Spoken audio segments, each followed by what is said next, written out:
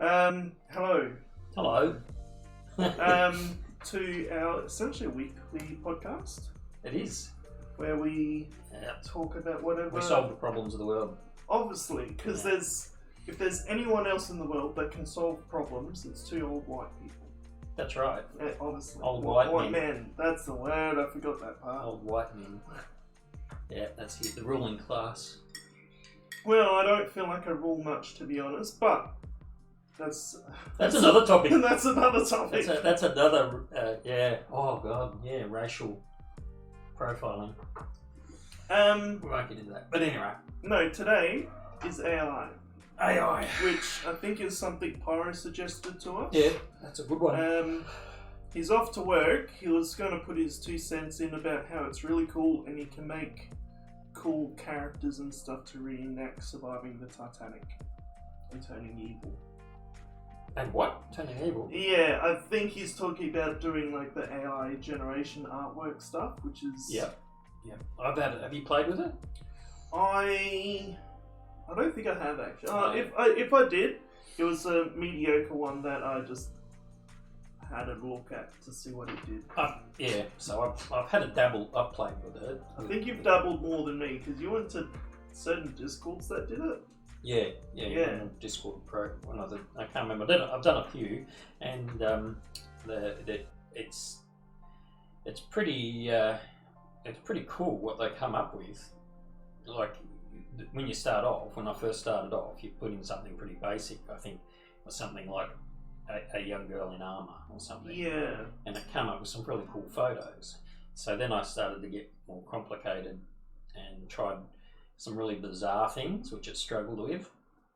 I think usually hands, anything with hands. No, it was to do with I tried. So the thing is, what I did is I had a dream and I tried to replicate. I talked about my dream and I tried to get it to see if it would replicate my dream. And that was a staircase made out of pillows. And yeah, that had a bit of trouble doing that. So, okay, that's interesting. I thought it would have been able to do that well. Well, it didn't do it the way that I pictured it. Yeah. So that sort of comes up, that brings up, so while we're starting on AI and talking about Mid-Journey and those things, it's interesting that a lot of artists feel threatened. Well, there's a writer's strike happening. Well, yeah. Like, this is one of their concerns, the fact that, if they don't get on top of this, AI will be able to write, or basically get inspired by the writers, and then just... Well, it's interesting because I've also dabbled in it where you ask it to write, you can ask your chat GTP to write and write something. So, for example, you give it the parameters and it will write it far more articulate than I can. Yeah. In fact, you can see here, I'm not very articulate. I can't get my words out. But it's kind of disturbing when you go, well, where's the place for humanity in that? Well, so getting back to first of all, what it is, what it does. Okay. Yeah. I think it's so the way it works. I think I saw. I can't remember. Heal Someone do a video basically break down the entire how AI works, and basically and this is very basically. I'm not giving you any proper ways of it's done, but it will put values to certain words after each other and then just think on that over and over again until it's done enough. It's a little bit... It feeds back into itself. Yeah. It will weigh a sentence out in certain different objects, different words, different contexts. It'll figure out context based on other weights of other things. Which you can understand when you look at that 20 questions game. Yes. Oh, that's a good one, actually. Because it's certainly an artificial intelligence, so we'll probably have to talk about why it's artificial, what the difference between intelligent artificial intelligence in a minute, so I'll put a note in that. But the 20 questions game does exactly that. It knows that from a word, there are set parameters that it can fit within. And once you've got, because of the simple maths, where you know exponentiates. So you've got an exponential. It's like Guess Who, Sense. basically, isn't it? But it narrows it down to a thing that can only be once you've got those 20 parameters. There's very little. And I think like the way ChatGPT works is it does that except for every single word in relationship to other words, a part of the sentence, not that follows or precedes it. So that's and when you read it, sorry, I'm going to interrupt. It looks like someone's written it. Yeah, because like it's basically imitating what humans are most likely to do. Yeah. In that, form of English. Like, if you ask, oh, how do you code this type of thing? Well, based on all its context and like everything it figures out, the most obvious answer from a human would be like, oh, you do it like this type of thing, and then you put this here, and just explain it very what people are used to, because that's basically all it's learnt to understand from. And there's no intelligence behind it. It's a formula. It's dumb as a bag of nails. It's a tool, like a hammer, Yeah. literally. And I think that's interesting because we're going now into this state of we've been through we've had revolutions in industrial revolution, all these things. We're coming into an unknown period of time now where AI is we're not sure. We're on the brink of something big, changing our lives, changing how we operate in the world. It would have been like that with all the revolutions, when people could start driving around in cars and not have horses in carts. Like that was like, oh, this is a modern world that we're living in. But like now that's history for us. I think what has just been or is on the edge of is the information revolution. We've been through the information revolution. It's certainly as computers come up. This, though, I think is something significantly more important, perhaps. In relationship to what? I think in relation to, for example, you have a machine that can write your thesis. Yeah. And it's very difficult to tell the difference between me writing it and the machine writing it. Yeah. So we're starting getting to a point where we have to recognise how we should be using these tools. Should we use it to do writing? Should we use it to write TV shows? Should we use it to write to do these sorts of things? And where does it leave us? Where do we sit in this picture? Yeah. I'm not sure, because it's a tool. So artificial intelligence is a really interesting tool. Yeah. And how we use it, I don't know how that looks. Because I heard some comparisons to when digital artwork first came in. Disney used to do everything handwritten, and then you start having stuff on digital. People say, oh, it's unauthentic. It's not what true artistry is or something. Except these 3D modelers and that will use it to make classic good films like Toy Story and all that.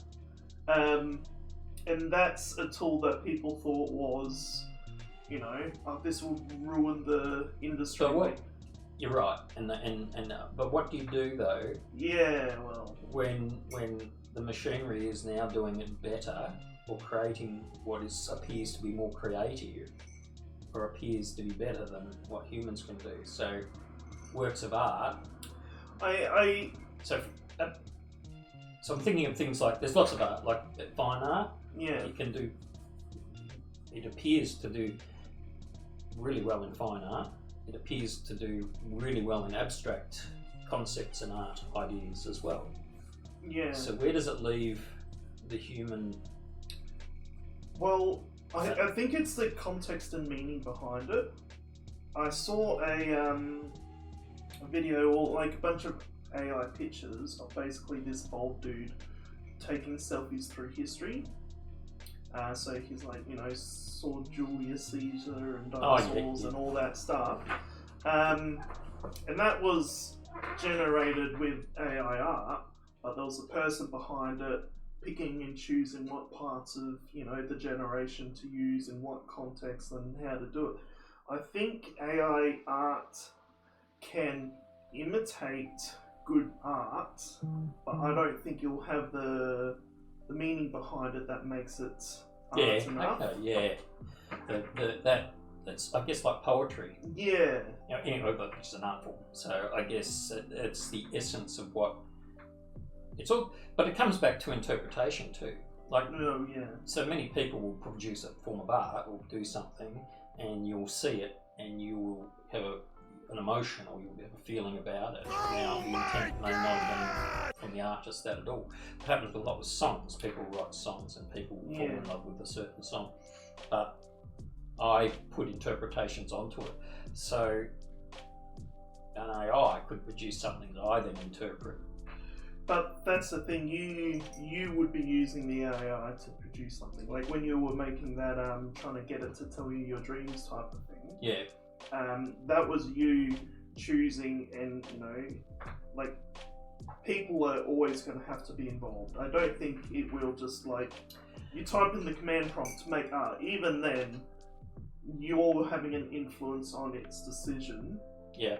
Which will carry on to some level or rather to the end product of the art. So you reckon, so what you're saying is, because there's humanity inputting the raw bit, there will be some aspects of it behind. It depends on context too. Some people probably just don't put random shit in and see what makes them giggle. I'm just kind of exploring the. It's an interesting idea because I think that I don't know. Like, I honestly struggle with the idea that I can look at something produced by a machine, a tool, and find it inspiring. So I've got to come back to my own self-belief. It's almost offensive when you find out the machine has produced something. Yeah, I understand that. Yeah. You sort of go, oh shit, it lacks that credibility, it lacks that sort of, I don't know, humanity. Yeah. And that's a bit disturbing, and I don't know I don't know how that's going to go on. I think in the future, so this is really difficult to try and project, like being futurists is always, you're always wrong, how it would look for people who, I don't think it'll ever take away from people who are producing paintings and people who want to express themselves, because I think art is a form of expression. Yeah. So people will always express themselves. Now, sure, there'll be bits I think that where AI can do and may look better, but it's not me expressing myself. Yeah. And it's not me So if I produce art for my own sake, that's fantastic. It doesn't matter if anyone else appreciates it or not. And then there's the person who's looking at it who can appreciate whether I painted it or whether an AI painted it. Yeah. So I don't know. Because it also depends on what. Because, like, an artist can use this AI stuff to make their own personal art, or even their art to share as. Or maybe use it as a form of abstract, develop new ideas using it. Yeah. But I also think the reason why it's taken off in the first place is because it's cheaper than paying for an artist, and companies can. Their main profit or the main driving force is any form of profit, whether that's cut costing or better investment or whatever. And I think it will change, how, especially creative industry or creative giants, businesses will interact with their artists. So do you think then, when you said that, made me think that if you're a company and you're producing, you get AI to produce your artwork for whatever it is, write your song, whatever, that leaves you, the human beings, then to produce artwork purely for its own sake. Yeah. So therefore, wouldn't maybe the artwork that humans produce would become more pure form of art than a commercial version of it? Yeah. So I'm doing this because I want to, not because I'm being paid to do it. Yeah. And I can then express anything I like. And this is getting to this type of futurist. I don't know if this is the time to delve in this topic of like humans being put to the position of not actually needing to work, as in, you know, we've developed technology self-sufficiently enough to, you know, make food and make, you know, housing and maybe even entertainment. If it's an age-old question, and I've lived long enough. Not that I'm that old, but I've lived long enough now. You are that old, but yeah, go on. Good stuff. That it's every generation thinking they're going to do themselves out of work, but the work changes. Yeah, that's a fair point. I mean, when I was growing up as a child, a computer program, we did have computers, but it wasn't something people would consider as a career. Yeah. IT industry there wasn't no IT industry, and it wasn't. Now you look at people who, you know, that's a massive industry. So the people who were doing menial tasks, you know, office working type things have now been taken over by computers, and now these people are doing different jobs. And I think in the future we'll do different jobs. I don't know what they are. I mean, as a futurist try this, and they always get it wrong. But you know, because we just don't know how I do think AI will have a chance to not so much make it happen, but will provide, like, it's going to close doors.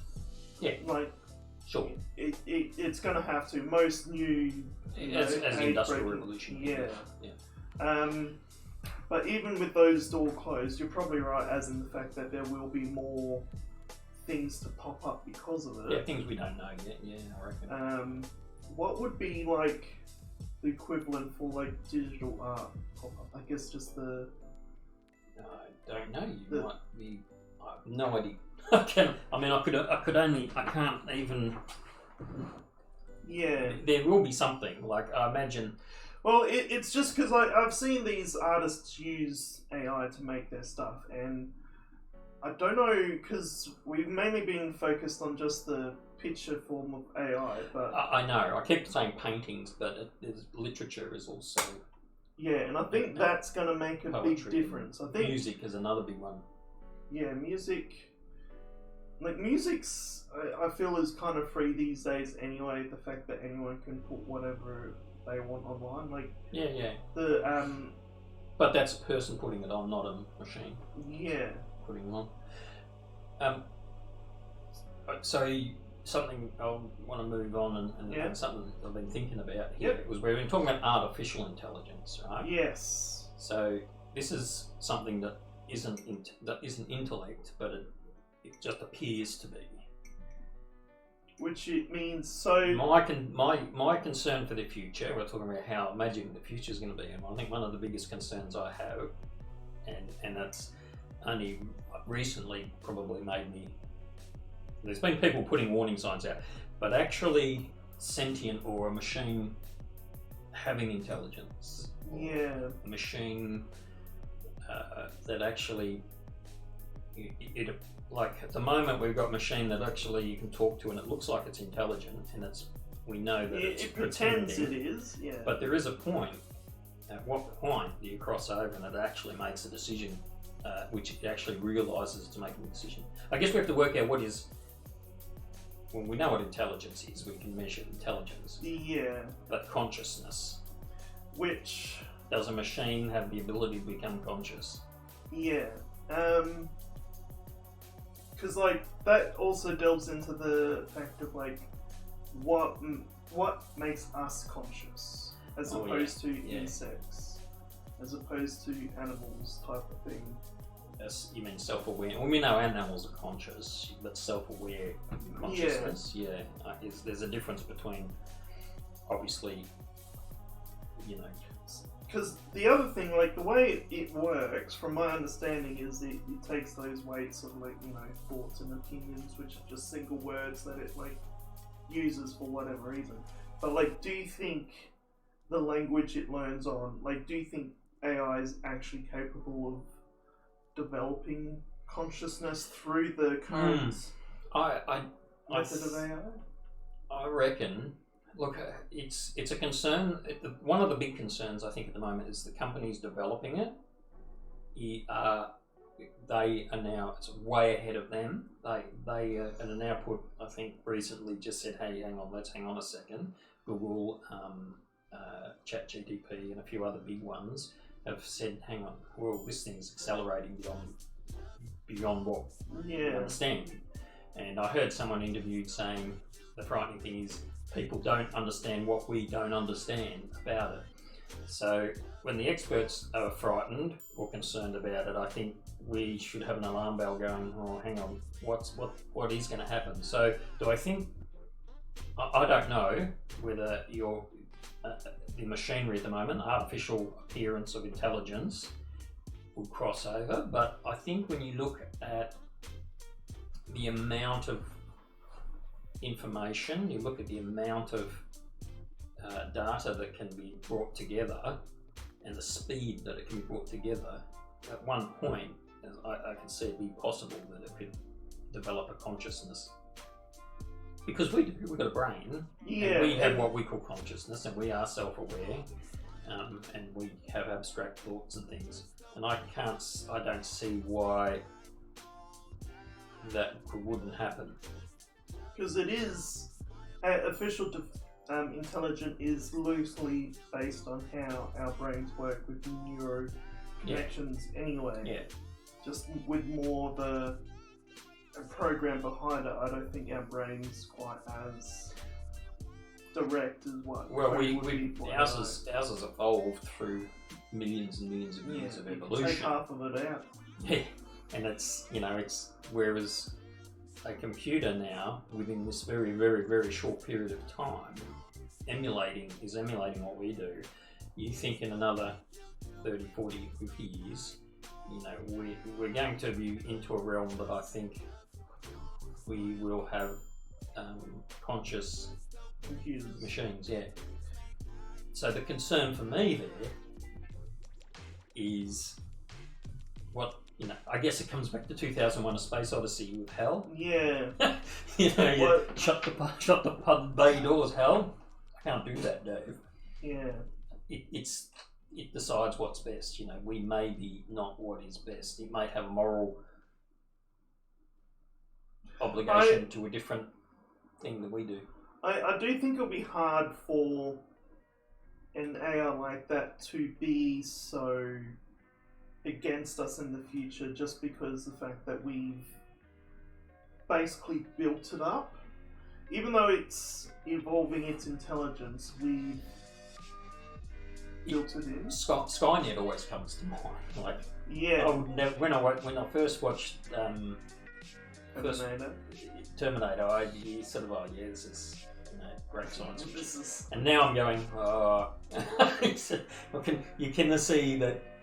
Not that I think it'd be like Terminator. Not that I think that you could be decimated. But I do think there is, especially control over certain things that you can't just switch it off. If you disagree with something, you can't stop it.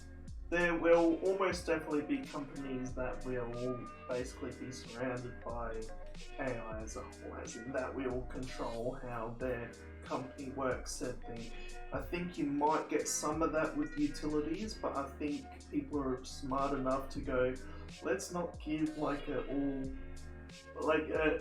potential thinking machine control away from us type of stuff. Well, my concern is because if we have a machine that becomes conscious, it's going to be a lot faster and a lot cleverer than we are. Yeah.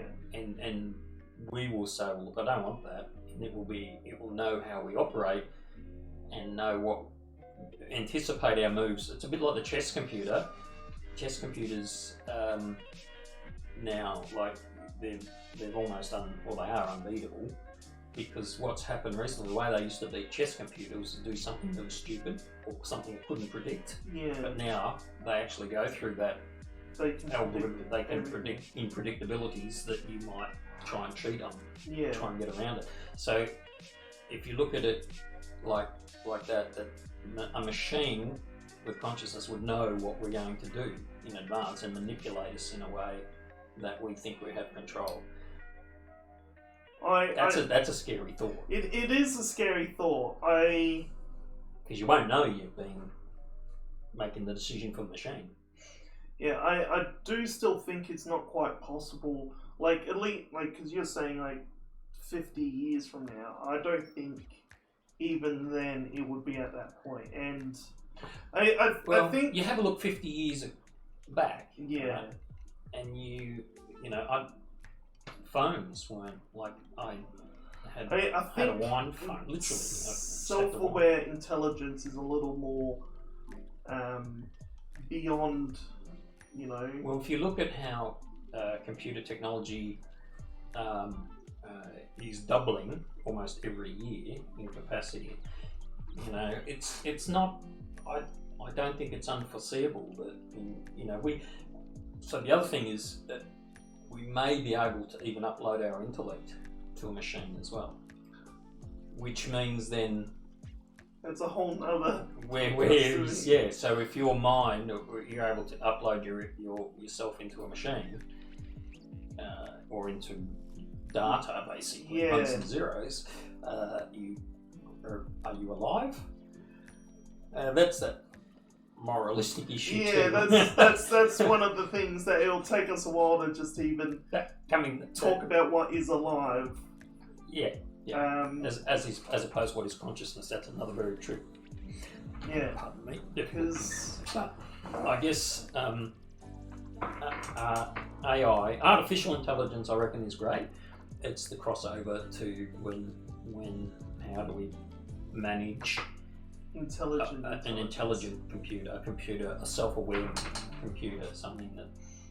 Yeah, I still struggle to picture us heading down that street because I feel like the street we're heading down is this artificial version of it. I don't see people having much use for a computer that can think for itself. I think there will be people that try for it, and I think if that happens, then... Well, I think that's why they've tried to stop it, because it's getting ahead of themselves. Like, it is concerning to me when you hear big companies, as I said before, they're the ones that are going, whoa, hang on. Yeah. And before Steve Hawkins died, he was ringing alarm bells, said, be aware and be careful of this. And I felt pretty dismissive until recently. I've been more aware that I think we should be careful. Yeah, I don't think that's a bad idea. I think we should always be careful with new technology. I don't think it's something to be immediately concerned by. I think though you should be, because if you should be aware of it at least. You should. I think if you don't have a concern at the beginning of things, they get away from you way before you can control it. So you should be. Yeah, we're not there yet, and we. So I think being aware and being dismissive is dangerous, is what I'm saying. If you're dismissive of it, then I think we can end up down a path where we can't turn back from. That would be worrying. So here comes the other part. Would we have any aspect to play towards it anyway?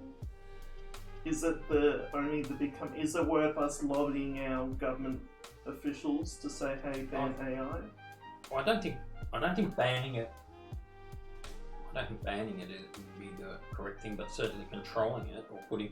Yeah, I think it's something that individuals should have an opinion on in this day and age, because governments make policies and governments make regulations and things like that for companies, big companies, and because it is big companies that are playing in this realm. Yeah. And we need to, or I think they need to be accountable, and we need to be careful, because we don't know how it would go. We're into a realm that's very, very new for humans, and we've got no precedents for it. I don't know how it's going to turn out. So that's all valid concerns. That's in the future. Something I want to bring up is what it'll do for the immediate current future, because I've heard talks of it being implemented into like web search engines and stuff. Yep. And that will fundamentally change how we use our phones. So, well, you'll see. You know how if you want to find out something, you go, okay, let me Google about the Blue Lake or something. Like the Blue Lake or like. This will be implemented into search engines. Like I know Edge has like a big bite of ChatGPT, so you could go, "Hey, what's that lake in that South Australian town?" And it'll just give you figure out the context of it, and be able to work its way from there. And I think that is going to pop in modern technology sooner. I'm doing air quotes here because it feels like I say soon, but it's going to be like 10 years away before it's like properly implemented. I think it could happen a lot quicker. It could. Things do move very quickly with technology. So but look at VR. Yeah, that's been up and down, hasn't it? Yeah, because I've been with VR from the beginning. Start. It started with like the Game Boy. The Oculus. No, it started with Nintendo doing a really bad VR thing back in the 90s or 80s or whatever. Yeah. But yeah, then the Oculus and that. But even now, like, they've got new technology out for it, but it's not its max yet. It's just like, hey, this is something people spend money on, let me put it out there. And it takes a few cycles of that, I find, before it's like mainstream usable. I feel like ChatGPT at the moment is in that moment of like giving its services out cheap and stuff as a way to properly develop and find its niche per se. Yeah, I mean I've used it, I've played around with it, and I've tried to. I haven't actually. I've tried to make it do things. I've tried to ask it difficult questions like about God and that, and it always comes back to I'm just an idiot. I can give you facts, but I'm not gonna. So I thought that's pretty good. Yeah. The other thing I think that in the very near future and even now is medicine. I think it's going to be a huge benefit for medical things. Because medicine is based. A lot of medicine, not all of it, but is based on, we know, for example, your blood work needs to be within set limits. We know what hematocrit is. We know how all these things in your body. We know, it's measurable. Your body temperature and everything's measurable.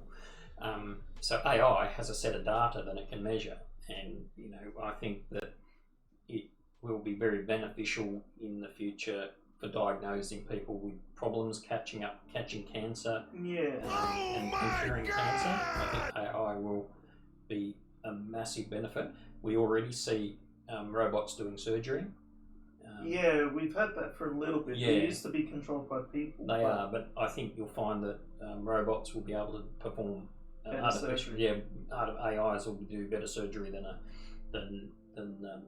a human can. And I think you'll find that AI doctors, and I'll use air quotes, will probably have, as they develop, will get better at diagnosing and treating people than doctors. Yeah, and they'll be the people that end up needing all that uni training to learn how to work with the AI and stuff like that. Yeah. So the university people will be the ones who will learn to, because I think you'll need to work together. I think it'll be, and doctors do it now. Like I know when I've gone to the doctors, I'll ask a question, they'll Google it. They'll actually sit there and type the question into Google. So I think medicine will see a big change in.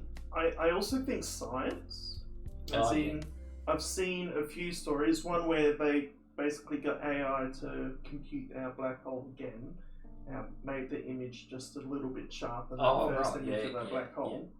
But they also doing it to figure out like certain quantum states by just processing stupid amount of information without any biases at all, which is a pretty useful tool to have, especially in fields where the type of information you get is minuscule. You need to compute a lot of it, and usually it's scientists going over page by page, data point by data point, trying to make sense of it all.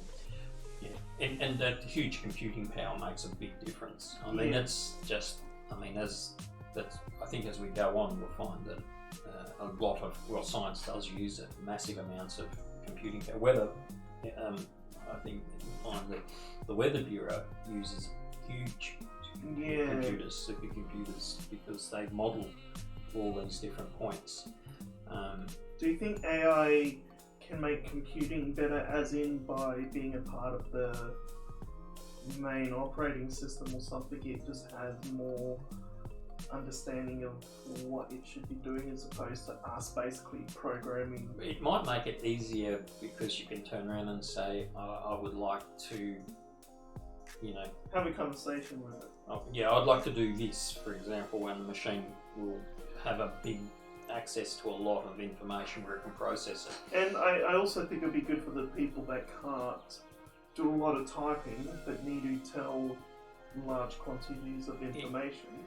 And also, like in maths, I know, that's a realm that's I'm really not familiar with like quantum physics and things where people are doing exceedingly complicated mathematical calculations and things, and we're just, I guess, looking into the origins of the universe and space and time, and I think maybe too, like unified field theory. So unified, like, I'm sure that in the future machines are going to play a significant role, as you said, that like it'll have to, because the amount of computing power.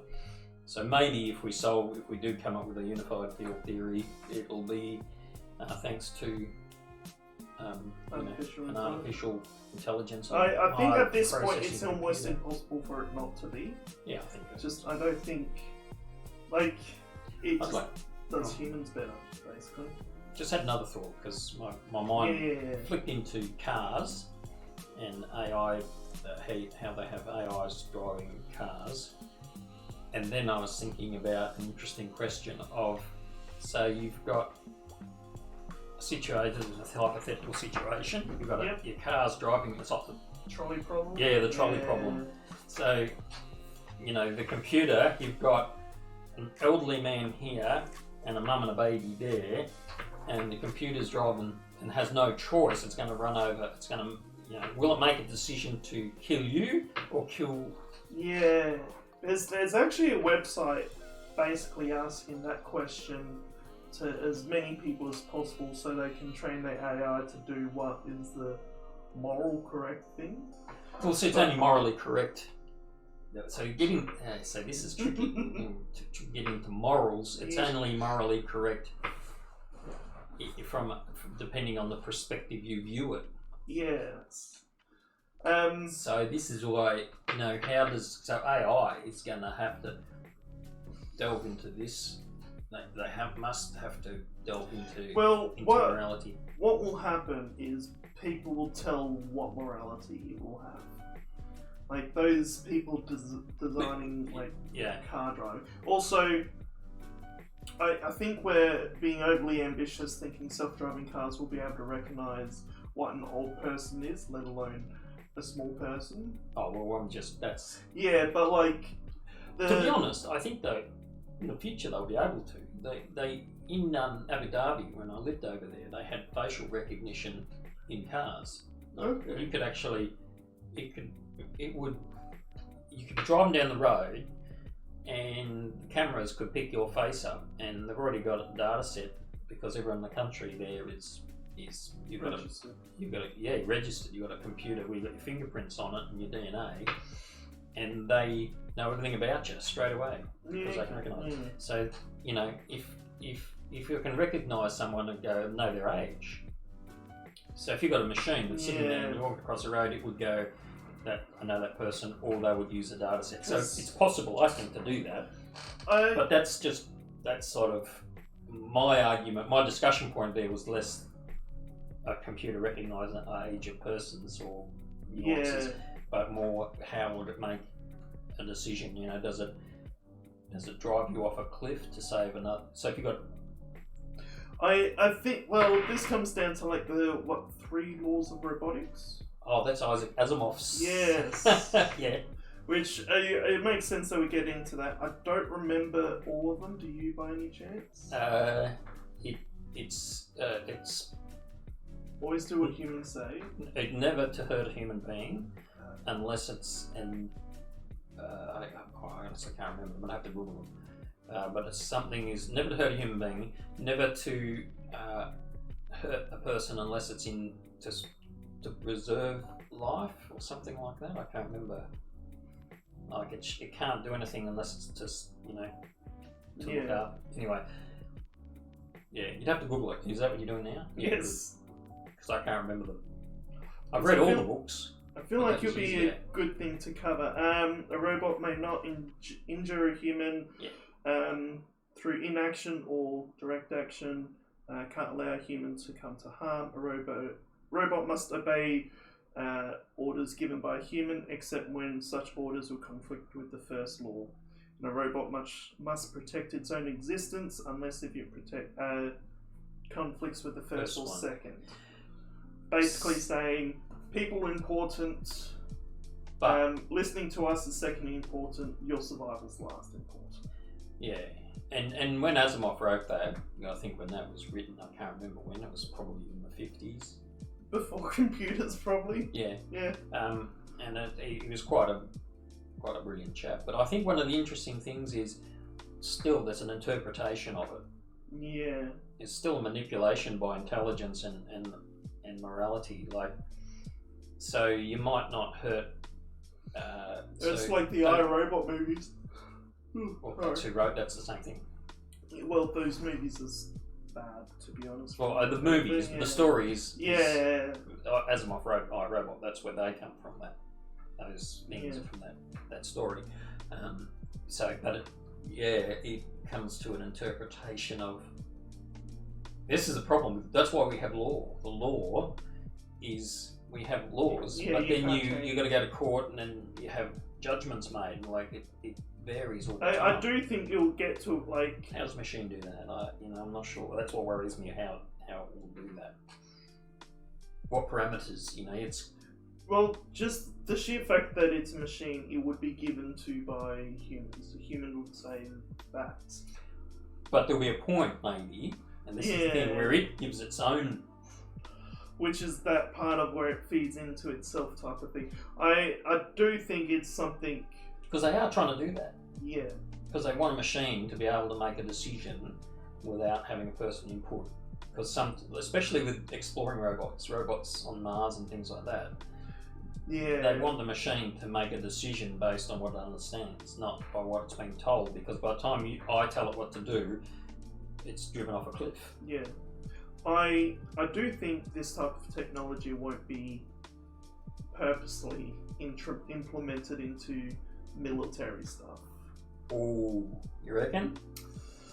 I really. Without any human oversight. I would like to.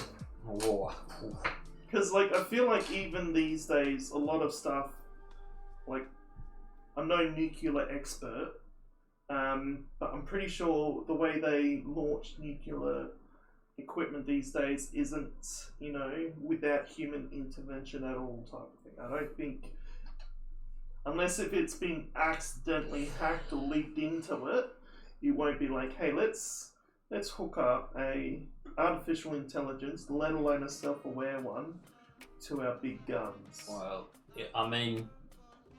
That does defy common sense, I suppose. It does in that simple form, but there's safeguards, I think sometimes people will believe that there are certain safeguards. I was thinking not so much as in the nuclear sense as an intelligence or as a computer intelligence. I won't say artificial. By the time it's making decisions I'm concerned about, it's probably have its own ideas. But generalised warfare, I think it's already there where we have drone technology and we have people at the front lines, but they've already developed, and you've seen these robots. Imagine if they had their own decision-making capabilities, looked up the internet. The ones from, you've seen them on YouTube. Was it Dynamic? Oh yeah, Dynamic Industry or something. Where they're doing pretty cool stuff now. Like they've come a long way. So having those on so the old not Terminator, RoboCop. Yeah. Having a robot with with high intelligence or the ability to make I- decisions is a really interesting area too, especially Yeah. when it's protecting humans. Which human does it protect? I think though, even then, like, because the Boston Dynamics, I'm sure. That's his Boston Dynamics, yeah. Yeah, I'm sure they use artificial intelligence in their robots because they need to be able to like figure out how to move around.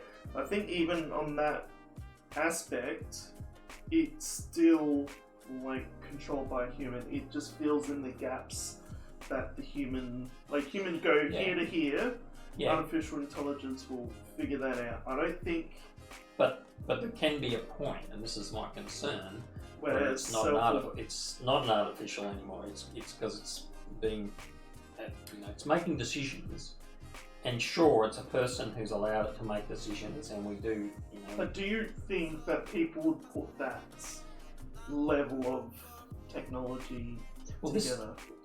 Yes, because this is why this is why I went back to before when Google and that have gone, hang on, I'm going to stop here because we're getting ahead of ourselves. Because yes, I think that they could trip over it. Like we're at that point, as I said earlier on, we need to stop now because at that point we can't. I think it will. Yeah, it can. I think it can happen, and that. Not that it would be the downfall of humanity. I don't know if that's the case, but it would certainly be it's certainly a step that we can never come back from. True. That said, I do think there's a lot of those steps that we have done without much foresight at all. So let's do it. Let's think about it now. Yeah. And not let's be careful. Because like after the Industrial Revolution and even age of the internet and stuff, like those things weren't talked about when it happened. No. They just crept up on you and they were embraced pretty full on and pretty fast. It also hasn't caused the downfall. No. It's made life easier. Yeah. And I think, it will make life easier, but I think we've got to still be very, very cautious about creating or being involved with a sentient or a system that can be self-directing and self-learning, because I don't know how.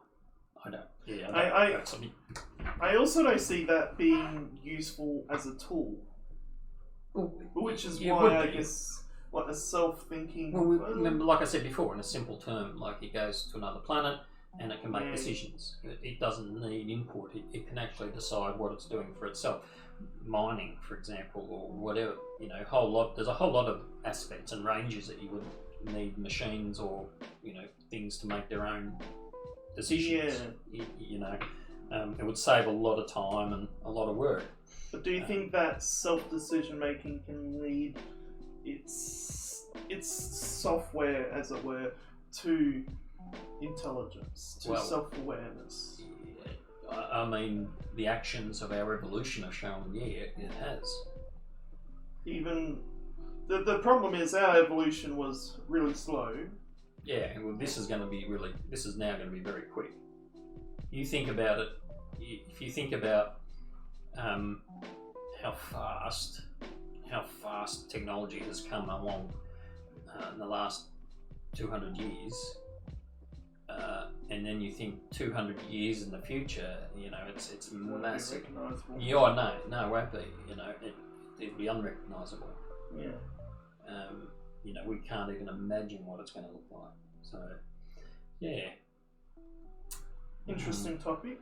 Yeah, I know. Anything else you want to add? Does chat have anything else they want to add either? I'm just trying to think. It's an area to be concerned of, for me. I think it's something to be concerned of. I understand that concern.